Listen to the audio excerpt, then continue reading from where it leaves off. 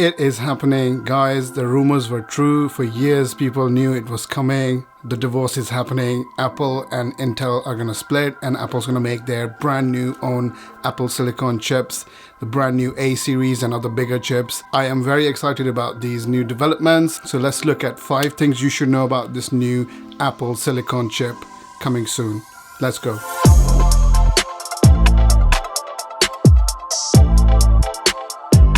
Hey guys, welcome back to my channel. My name is Rehan.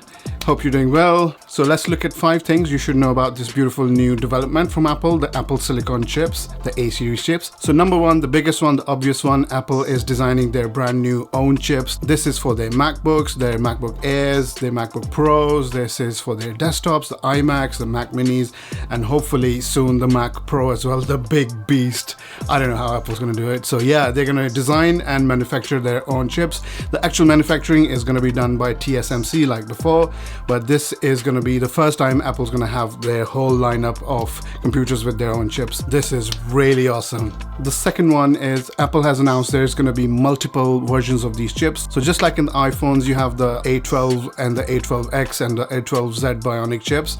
They are going to be bigger, more powerful, more beefier chips for the desktops and the MacBooks as well. The third one is all the current apps available in the App Store or made for Apple's Macs are still going to run nicely. The new update to Mac OS Big Sur is compatible with both Intel and the ARM-based A series chips, the Apple Silicon. So any app currently from say Adobe or Microsoft or Apple themselves, it will be compatible with the new chips for a foreseeable future. Okay, the fourth one, which is really cool, is the way these chips are made. The architecture, the whole setup is going to be the same across iPads, iPhones, Macs, Mac Minis, every Mac, like up to the Mac Pro.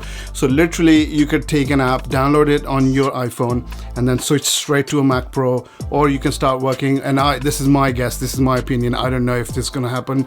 Say if you're running something in Final Cut Pro, you're editing in 4K, you have to go somewhere, you have to move, you literally press a button or something, Apple's going to do their magical way, and you'll have everything literally instantly transferred to an iPad Pro. And I'm hoping there might be more powerful, beefier iPad Pros coming in. So mobility in terms of apps, your data will be quite seamless. And this is the true dream, right? Like you can edit 4K, 8K stuff on a tablet.